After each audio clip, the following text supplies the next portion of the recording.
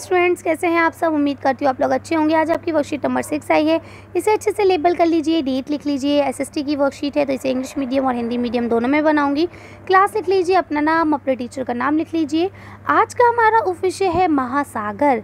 ठीक है, आज हम किसके बारे में पढ़ेंगे? महासागर के बारे में पढ़ेंगे। तो देखिए यहाँ क्या लिखा है, जैसा कि आपने पिछली वर्कशीट में महाद्वीपों के बारे में जाना कि पृथ्वी के बड़े भूभाग को जिसकी सीमाएं स्पष्ट पहचानी जा सके महाद्वीप कहते हैं। आज हम महासागरों के बारे में जानेंगे जो इन महाद्वीपों को चारों ओर से घेरे रहते हैं। तो हमने क्या पढ़ा था कि भाई हमारी पृथ्वी है, इसके ऊपर ये जो ज़मीन वाला एरिया है जिसकी सीमाओं को आसानी से देखा जा सकता है, ये आपके क्या कहलाते हैं? ये महाद्वीप कहलाते हैं। ठीक है, अब इन महाद्वीप को देखिए आप, चारों तरफ से कोई पानी घेरे हुए हैं। इन पानी को हम क्या कहते हैं? इनको हम कहते हैं महासागर। अब जिस तरह से इन महाद्वीप के अलग अलग नाम हैं, उसी तरह से यहाँ पे महासागरों के भी अलग अलग नाम हैं। तो चलिए आगे वर्कशीट को पढ़ते हैं। हाँ जी, तो आगे लिखा है पृथ्वी पर पाए जाने वाले जल का 97% से अधिक भाग महासागरों में पाया जाता है।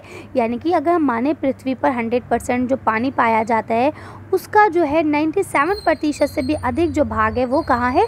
महासागरों में है। और बाकी का जो आपका लगभग 3% बचा है वो आपके ग्लेशियर्स, ये सारी चीज़ें हैं। तो बोलते हैं महाद्वीपों की तरह महासागरों की सीमाएं स्पष्ट नहीं होती। याद रखिएगा, जो आपके महाद्वीप हैं उनकी सीमाएं स्पष्ट होती है, हमें उनकी सीमा दिख रही है कि वो कहाँ तक है, लेकिन महासागर की कोई सीमा नहीं होती। बड़े से छोटे के आकार के आधार पर हमें पता चलता है कि 5 महासागर होते हैं। पहला है आपका प्रशांत महासागर जो कि सबसे बड़ा महासागर है। उसके बाद है अटलांटिक महासागर, फिर है आपका हिंद महासागर, इसके बाद है दक्षिणी महासागर और सबसे लास्ट में है आपका आर्कटिक महासागर। ठीक है, तो इस तरह से ये आपके 5 महासागर हैं। आर्कटिक आपका सबसे छोटा महासागर है। आगे देखिए यहाँ क्या लिखा है, गतिविधि नंबर 1, नीचे दिए गए चित्र में इन महासागरों की स्थिति पहचानिए।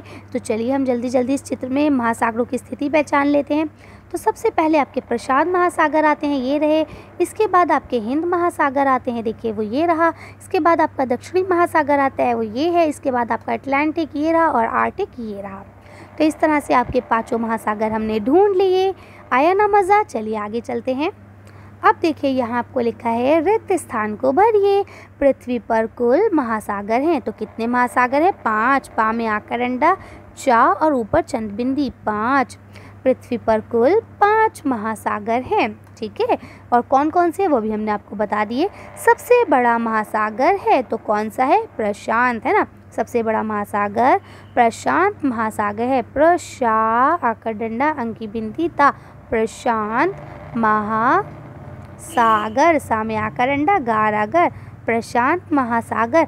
सबसे बड़ा महासागर कौन सा है? प्रशांत महासागर। आगे चलते हैं।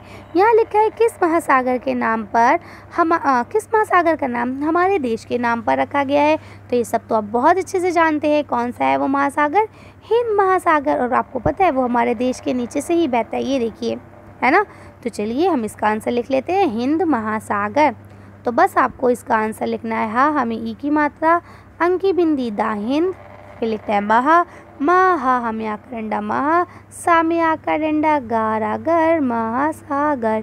ठीक है, तो किस महासागर का नाम हमारे देश के नाम पर रखा गया है? तो उसका आंसर हो जाएगा हिंद महासागर। तो उम्मीद करती हूँ आपको वर्कशीट अच्छे से समझ में आ गई होगी। अगर अब भी कोई कन्फ्यूजन है तो आप लोग मुझे कमेंट कर सकते हैं। फिलहाल आज की वीडियो को हम यही खत्म करते हैं। आज की वर्कशीट में बस इतने ही। अगर आपको मेरी वीडियो पसंद आई हो तो प्लीज़ इसे लाइक और शेयर करें। अगर अभी तक आपने मेरे चैनल को सब्सक्राइब नहीं किया तो प्लीज़ मेरे चैनल को सब्सक्राइब करें। Thank you for watching.